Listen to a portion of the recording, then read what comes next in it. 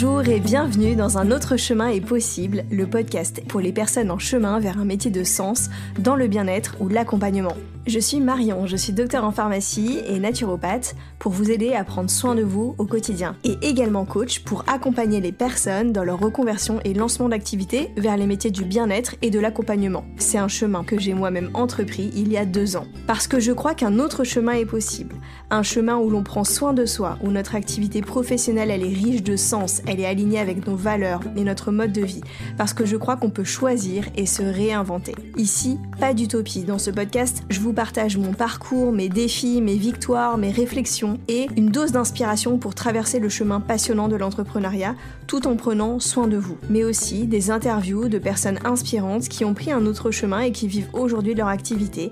Après tout, si c'est possible pour elles, alors pourquoi pas pour vous? Si vous aimez ce podcast, vous pouvez me soutenir en vous abonnant sur vos plateformes d'écoute préférées, vous pouvez le noter ou laisser un petit commentaire et le partager autour de vous. Je vous laisse avec l'épisode.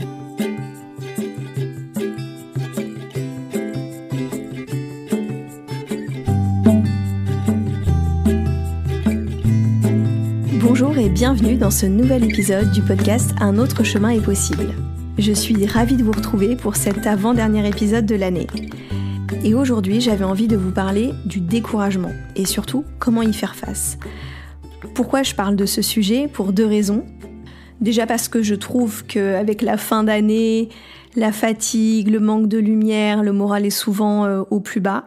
J'avais envie d'offrir cet épisode comme un petit soutien, une petite aide pendant cette période de l'année.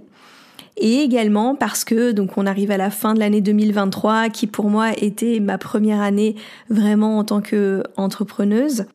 Et c'est vrai que même si j'avais déjà traversé plusieurs fois des périodes de découragement dans ma vie, que ce soit au niveau personnel ou professionnel, à différents degrés, sur différentes durées, c'est vrai que c'est quelque chose que j'ai vécu particulièrement en lançant mon activité.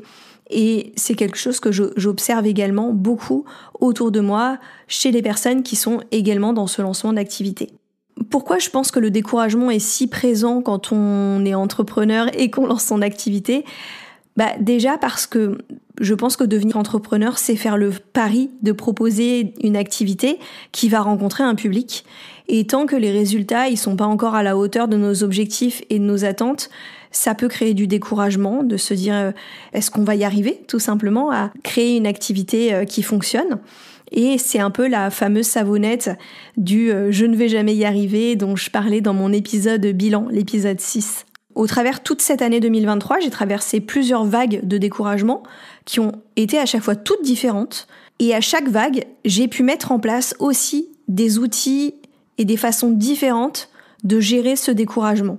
D'ailleurs, j'avais fait un live Instagram en juin de cette année où je partageais justement la vague de découragement que j'avais eue en début d'année et qu'est-ce que j'avais mis en place au moment du printemps pour aller mieux.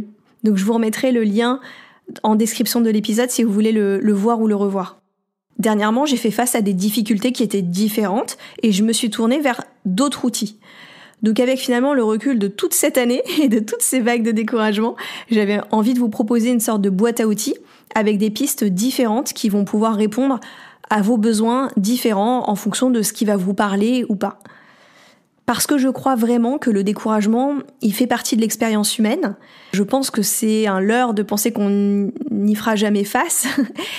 Et donc c'est important justement d'avoir des outils pour nous aider à traverser ces périodes qui de toute façon vont arriver. Évidemment, je voudrais préciser qu'il y a plein de causes possibles de découragement, et notamment sur des sujets très personnels. Je pense que, aujourd'hui, peut-être que ce que je vais vous livrer, ça s'adresse peut-être plus à des découragements d'ordre professionnel. Et en plus, encore une fois, je vous parle, moi, de ce qui est lié au fait de lancer son activité, de devenir entrepreneur. Forcément, j'en parle parce que c'est ce que je connais. Je pense que ça pourra aussi vous aider si vous êtes dans d'autres phases de votre vie professionnelle pour vous donner aussi des clés qui vont être utiles. Donc voilà, je pense qu'il y aura plein de choses que vous pourrez prendre, mais je voulais quand même préciser que j'ai choisi cet angle du découragement. Évidemment, ça peut être beaucoup plus large que ça et d'autres types de découragement très très profonds.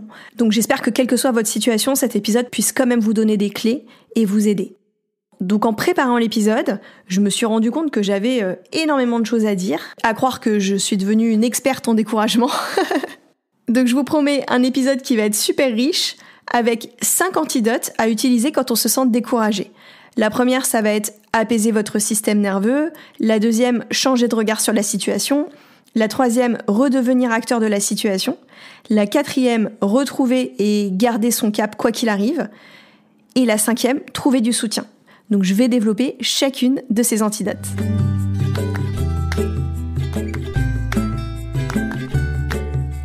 On va commencer par la première qui est celle d'apaiser votre système nerveux. Comme je suis coach mais également naturopathe, pour moi c'est important de se tourner en premier sur qu'est-ce que nous dit notre corps. Parce que pour moi, le découragement, il peut provenir d'un état physique. Une fatigue, un état de stress, un état de surmenage. Donc la priorité, c'est déjà d'aller prendre soin de ce corps qui finalement, par ce découragement, c'est peut-être une façon de crier à l'aide pour qu'on s'occupe de lui. Donc je pourrais presque vous faire un épisode entier sur comment prendre soin de son système nerveux. Là, je vais déjà vous donner des pistes parce que j'ai plein d'autres choses à vous raconter sur les autres antidotes. Et là, mon objectif, c'est vraiment que quand vous vous sentez découragé, première chose à vous questionner, c'est comment je me sens déjà dans mon corps, quel est mon état physique. Donc la première chose à faire, tout simplement, ça peut être de prendre du repos. Moi, j'ai vraiment vu une corrélation évidente entre mon niveau d'énergie et ma confiance en moi et ma manière d'aborder la vie, les situations. Ça avait été très très flagrant après une nuit où mon fils avait été malade, il avait eu de la fièvre, il s'était réveillé plein de fois, donc une nuit assez éprouvante. Le lendemain, je voyais tout en noir et au niveau professionnel, j'étais complètement abattue. Et c'est là que j'avais vraiment vu la correspondance évidente entre mon état de fatigue et mon découragement. Et après une bonne nuit, ça allait déjà nettement mieux. Donc une des premières choses, ça va être de revenir à ce besoin fondamental de repos pour le corps, une bonne nuit de sommeil, un week-end, prendre des vacances et voir déjà si ça va mieux. Après, quand on parle de repos, je pense que c'est aussi avant tout du repos mental. Donc oui, le sommeil peut apporter ce repos mental, mais ça peut passer par autre chose. Pourquoi je vous dis ça ? Parce que le découragement, c'est souvent une histoire qu'on se raconte dans notre tête. Et je pense que plus on a la tête justement fatiguée, surchargée, stressée, plus notre cerveau il va se raconter des histoires plutôt négatives. Et donc comment on va essayer de calmer ce mental qui est agité ? Je pense tout simplement à faire du sport, à aller marcher, à faire de la méditation, à faire du yoga restauratif ou du yoga nidra. Mon amie Julie, qui a le compte Le Laboratoire du Prana, elle en parle très souvent dans les pratiques qu'elle recommande. Ça peut être cuisiner, faire de la poterie, faire de la musique, dessiner, lire. C'est quelque chose qui va aussi, en fait, vous vider un petit peu le cerveau, vous reconnecter dans votre corps, dans vos sensations. Donc c'est vraiment à vous de trouver ce qui vous parle, ce qui vous appelle et ce qui vous fait du bien. Et non seulement votre mental, une fois qu'il est apaisé par ces pratiques, il va moins s'emballer et créer ces pensées de découragement, mais aussi c'est depuis un espace de clarté mentale que viennent les bonnes idées. Et donc les idées qui peuvent potentiellement vous tirer de ce découragement. Moi, je le constate vraiment à chaque fois que je vais faire, par exemple, un sauna ou que je fais une relaxation. Très souvent, c'est dans ces moments-là que je suis traversée par des idées qui me seraient pas venues à d'autres moments, parce que ça crée l'espace pour ça. Et d'ailleurs, je commence toutes mes séances de coaching par un petit temps de centrage pour permettre à chacun de calmer son mental et d'être davantage disponible à de nouvelles idées. Donc là, je vous donne 2 pistes au travers du simple fait de se reposer et de calmer son mental. Évidemment, ça peut être encore plus large que ça et vous pouvez vraiment vous faire accompagner par un praticien de santé naturelle qui va vous mettre en place vraiment un plan d'action concret parce que il peut y avoir aussi un soutien en micronutrition, il peut y avoir d'autres choses à prendre en compte. Mais déjà, au moins les 2 que je viens de vous lister, vous pouvez déjà le faire tout seul.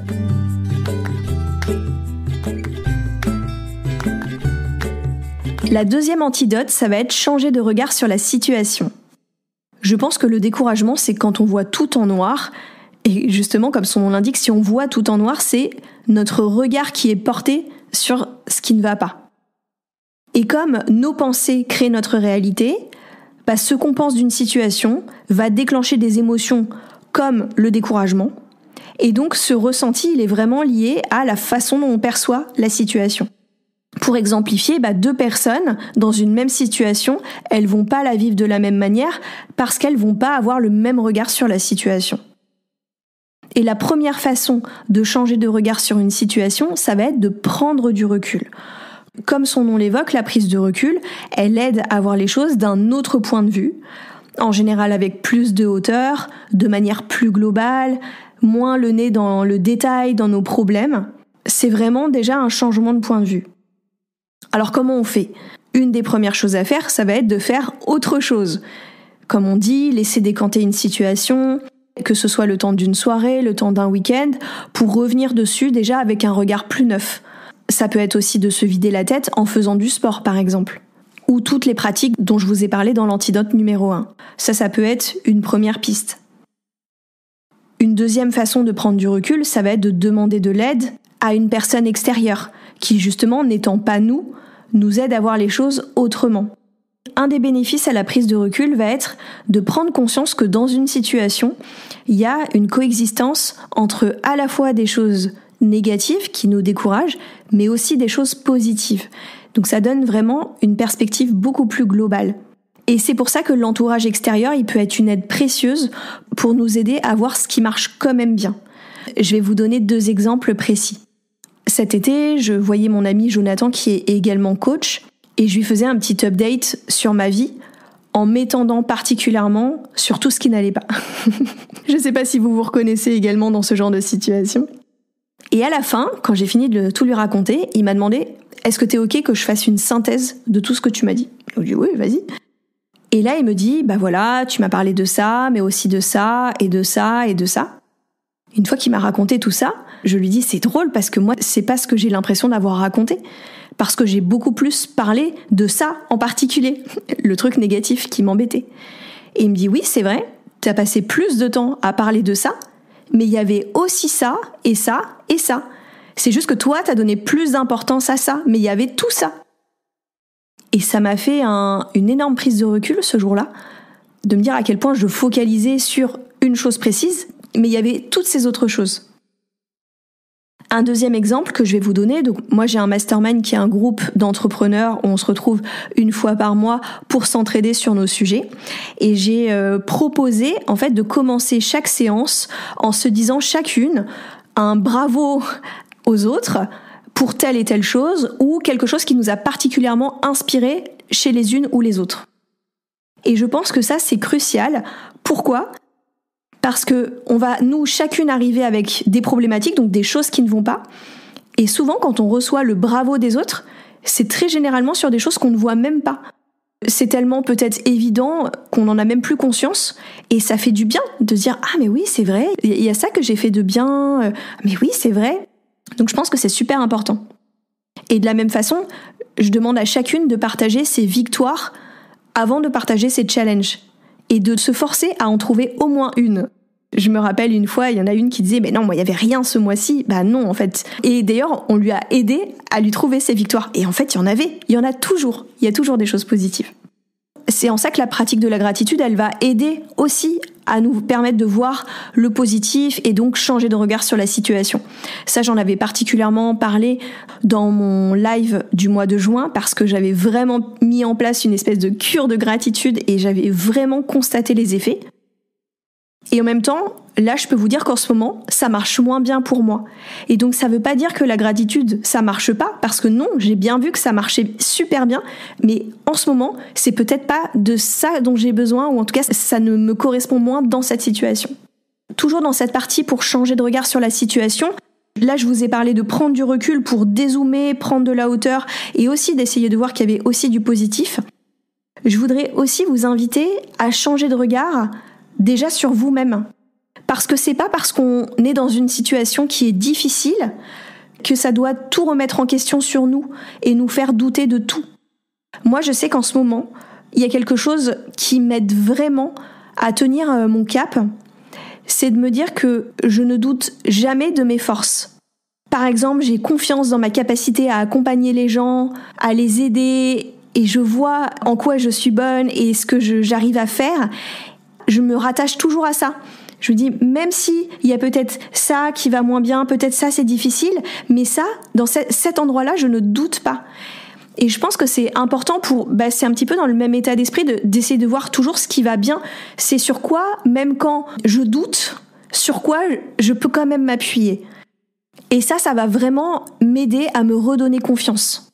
Et pour continuer sur ce changement de perspective, encore un autre changement de perspective que je vous invite à faire, c'est par exemple de regarder en arrière, de revoir votre passé et de vous rendre compte qu'en fait, vous avez survécu à toutes les épreuves que vous avez connues jusqu'à présent. Moi, je m'en suis rendu compte en faisant mon épisode, le numéro 9 sur la reconversion, parce que en récapitulant toutes les étapes que j'avais traversées jusqu'à aujourd'hui pour me reconvertir, ça m'a rappelé à quel point à chaque étape j'avais douté. J'avais été découragée en me disant mais je vais jamais me reconvertir, je vais jamais changer de métier, je vais rester dans cette situation.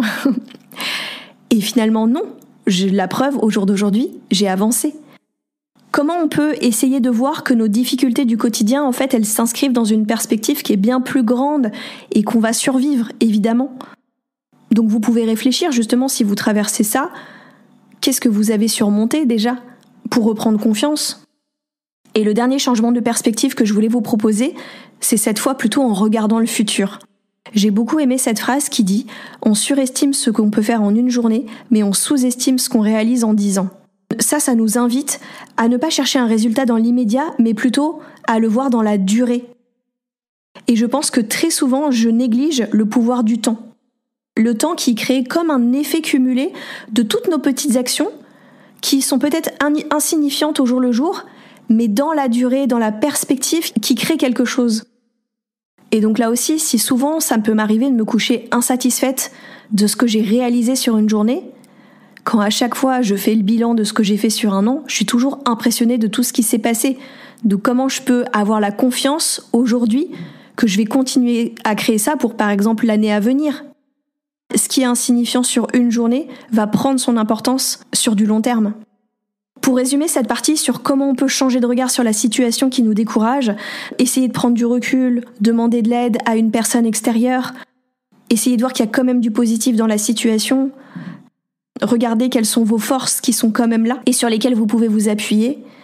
Regardez votre passé et vous demandez mais qu'est-ce que j'ai déjà traversé comme difficulté et si c'était pas une de plus que je suis en train de traverser et je vais m'en sortir quoi qu'il arrive. Et ne sous-estimez pas le pouvoir du temps qui est à venir.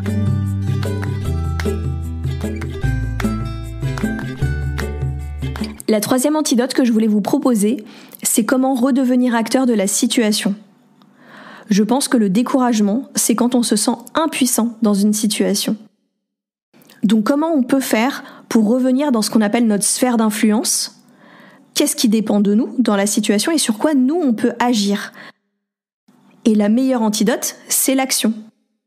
Ça me parle particulièrement parce que c'est une des clés en coaching. Le coaching, c'est quand même un outil qui est particulièrement tourné vers l'action. Et ça aussi, ça nous aide finalement à changer de regard parce que d'une posture de victime, on passe dans une posture où on est acteur. Et déjà, c'est un changement qui est énorme. J'avais adoré une phrase de Cécile Fusselier du podcast Yogi Biz qui disait qu'il n'y a pas de client dans notre tête. Il y a plein de fois où ça sert à rien de rester dans notre tête et dans nos histoires du mental. Ce qui compte, c'est ce qui se passe dans nos actions de la vraie vie. Donc moi, quelque chose que j'adore et qui va vraiment m'aider quand je me sens pas bien, c'est tout simplement prendre une feuille et d'écrire ce qui me pose problème. Et en face de chaque problème, de mettre qu'est-ce que je peux faire. Et déjà ça, pourtant je suis pas encore dans créer des solutions, mais rien que de faire ça, ça me met déjà dans cette posture actrice finalement, et du coup je ressens moins le découragement. Par exemple, ça faisait une semaine que je procrastinais sur quoi faire comme épisode de podcast pour le mois de décembre. À un moment, je me suis dit là, j'ai plus le choix. Je prends une feuille, il me reste 10 minutes avant un rendez-vous et j'écris toutes les idées qui me passent par la tête. À la fin, j'avais forcément plein de matière. Il y a toujours des choses qui sortent dès lors qu'on se met vraiment dans cette dynamique d'action. Après, une fois qu'on a listé des pistes, je pense que c'est important de les prendre une par une pour pas à nouveau se retrouver découragé par la montagne de choses à faire parce qu'on se sent aussi découragé quand on est débordé. Donc dans ce cas-là, on va les prendre vraiment une par une et on les découpe en petites tâches, tout simplement. Et ça, c'est vraiment aussi un travail qu'on fait en coaching. Dans la même idée de rester dans l'action, je voulais aussi vous parler de rester connecté à votre pratique. Quand vous êtes justement en lancement d'activité, je pense que c'est capital de continuer à pratiquer donc votre pratique. Donc si vous êtes prof de yoga, des cours de yoga, si vous êtes naturopathe, des consultations de naturopathie, si vous êtes graphiste, accompagner des gens sur leur identité visuelle, enfin voilà, il y a plein de choses, mais je pense que c'est en pratiquant qu'on reste connecté à ce qui nous anime profondément et ça nous permet de nous sentir mieux. Moi, je vais toujours mieux après des séances de coaching ou un atelier de naturopathie parce que ça me connecte à mon besoin d'utilité à l'autre et à mon pourquoi. Et donc ça, je vais en reparler dans la prochaine antidote. Je pense que c'est très important de trouver une façon ou une autre de continuer à pratiquer, même si par exemple vous n'avez pas de clients, comment vous pouvez quand même offrir des séances autour de vous à des amis pour continuer à être dans cette énergie. Et enfin, une dernière action, pareil que je vais développer dans la 5e antidote, c'est d'oser demander du soutien. Donc bien sûr, je vais le développer, mais j'en parle là parce que pour moi, demander de l'aide, c'est déjà une action. Donc pour résumer cette 3e antidote qui est de redevenir acteur de la situation, mettez-vous devant une feuille, écrivez qu'est-ce qui vous pose problème et des solutions vont apparaître, comment vous allez après les prendre une par une pour voir comment vous pouvez les mettre en place et continuez absolument à pratiquer ce qui vous nourrit pour continuer de vibrer en fait la joie dans ce que vous faites et ne pas hésiter à demander de l'aide.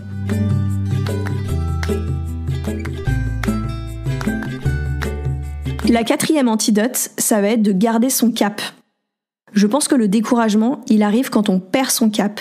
Imaginez en fait un bateau qui est dans une tempête, il est ballotté par les flots et en fait il sait même plus dans quelle direction aller. Le découragement en fait c'est une forme de tempête qu'on traverse, une tempête émotionnelle et donc je vais vous proposer des antidotes pour retrouver votre cap.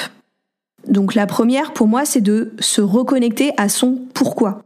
Pour moi c'est une des bases quand on devient entrepreneur et qu'on crée une activité. Mais j'ai envie de dire, quel que soit votre métier, en fait là, encore une fois, je prends cet exemple parce que c'est celui que je connais, mais votre activité professionnelle, mais pourquoi vous faites ce que vous faites ?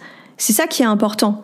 Parce que dans la tourmente, quand c'est difficile, se rappeler du sens qu'on y a mis, du pourquoi on fait les choses, c'est quelque chose qui nous aide à tenir.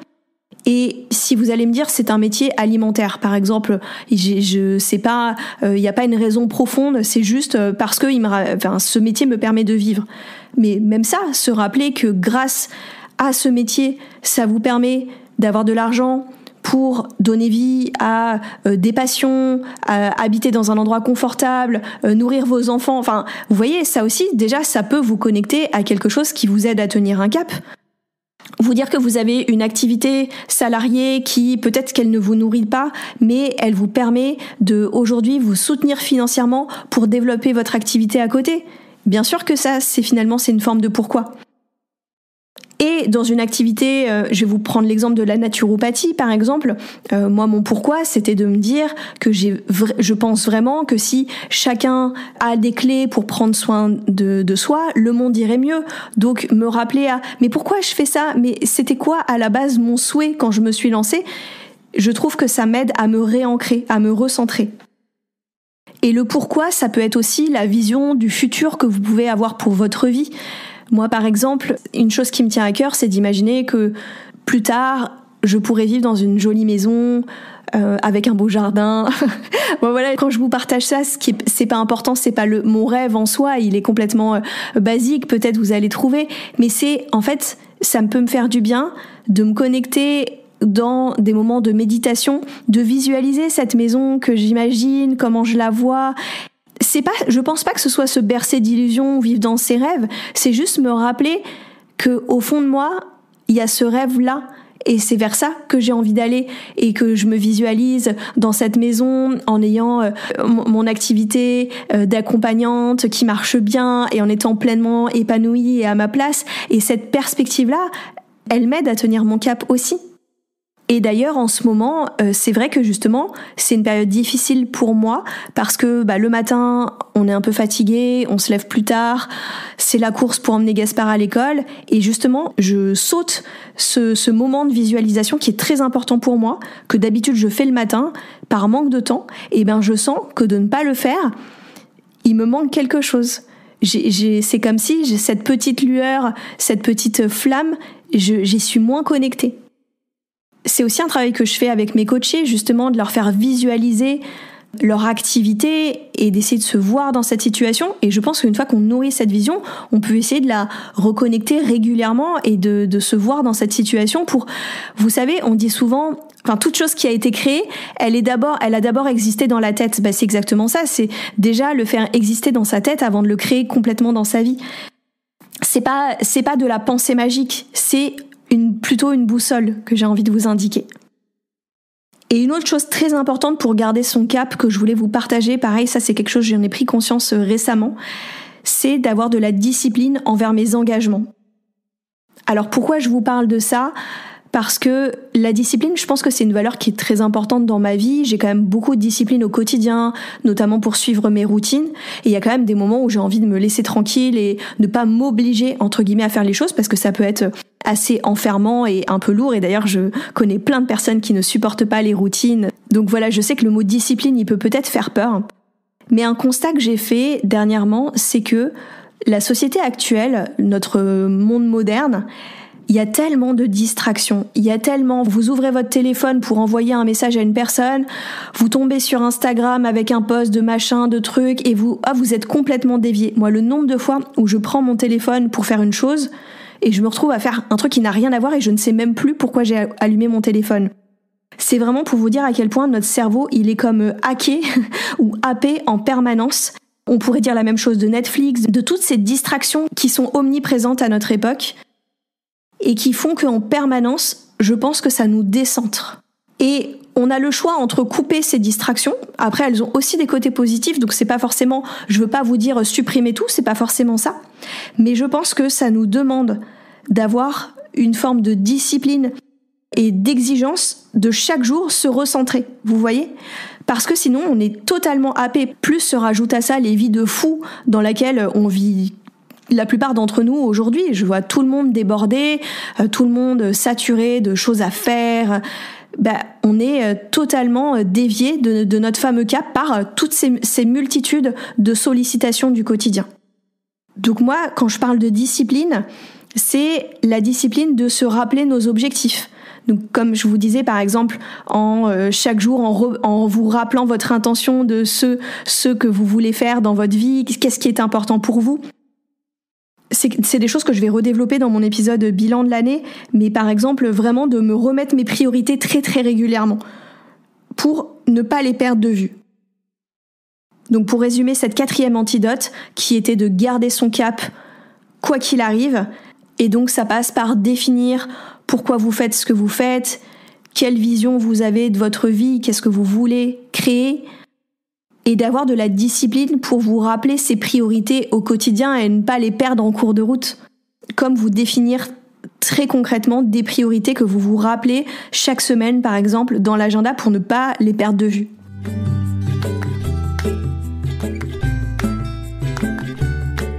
Et j'en arrive à la 5e et dernière antidote, qui est de trouver du soutien. Je pense qu'une des antidotes au découragement, c'est tout simplement les encouragements. Je vous en ai déjà parlé, en fait, quand on était à l'antidote numéro 2 sur changer de regard sur la situation. Je vous ai parlé justement du rôle des amis, du mastermind pour moi, du fait de me faire accompagner. Il y a autre chose que j'ai observé dernièrement, c'est que quand je vais pas bien, quand je suis découragée, je peux avoir tendance à me plaindre. Donc je vais être là, je vais envoyer 4 textos négatifs à une copine en disant gna gna gna gna gna. Et en fait, j'ai compris une chose, c'est que d'une part, quand je fais ça, souvent, je reçois pas forcément une réponse qui me fait du bien parce que, comme il n'y a pas de demande spécifique, la personne, souvent, elle sait pas quoi répondre à ça. Et donc, j'ai compris que quand je fais ça, ce dont j'ai besoin, en fait, dans mon cas, c'est un besoin de soutien. Ça pourrait aussi être un besoin d'aide, demander de l'aide. Moi, je pense que dans ces instants-là, j'ai juste besoin de quelqu'un qui me dise « T'inquiète pas, Marion, tu vas y arriver. Ça va bien se passer, t'as toutes les qualités. C'est déjà super ce que tu fais, vas-y, continue. C'est tout bête ce que je vous dis. Et en fait, à chaque fois, et j'ai mon amie Céline qui est très forte pour ça, qui est, d'ailleurs, elle, souvent, même quand j'envoie les messages de plainte, elle sait automatiquement répondre ça. Et en fait, déjà, hop, ça m'aide à repartir tout simplement. Donc maintenant que j'en ai pris conscience, je m'observe quand je vois que d'un seul coup, j'écris des trucs négatifs et que je suis en train de me plaindre, je fais « Attends, là, t'aurais pas besoin de soutien ?» Et du coup, je change ma phrase en disant « Les filles, vous pouvez pas faire les cheerleaders et m'encourager un petit peu ?» C'est fou comme c'est difficile de demander du soutien, de demander de l'aide. Mais je me rends compte que si je le demande pas, il y a personne qui le fait pour moi. Est-ce que c'est notre société actuelle qui fait qu'on est tous tellement débordés, tellement surchargés de tout que on n'a pas l'espace pour se préoccuper de comment vont les autres et d'aller leur envoyer un petit message de soutien ? Bah oui, peut-être que c'est le triste constat de notre époque, mais du coup c'est notre responsabilité de demander cette aide. Et c'est vrai que des fois notre entourage est pas toujours le plus compétent pour nous aider. Peut-être parce qu'il ne peut pas comprendre ce qu'on traverse, peut-être parce qu'il n'a pas les bons mots. Peut-être que c'est aussi à nous d'expliciter quel soutien on a besoin, qu'est-ce que j'ai besoin que tu me dises. Et peut-être qu'on peut choisir des personnes qui sont extérieures et qui sont neutres, qui sont pas notre entourage personnel pour nous accompagner. Et moi, justement, ce que je vois dans le rôle du coaching, ce qui est intéressant finalement en rédigeant cet épisode, c'est que je me rends compte que en tant que coach, je peux aider les personnes sur tous les niveaux de ce découragement. Les aider à prendre du recul, à changer de regard sur la situation, à passer à l'action, à découper la montagne en petites tâches, à regarder leurs forces davantage et surtout à se sentir soutenus. Donc c'est un soutien qui existe et qu'on peut solliciter.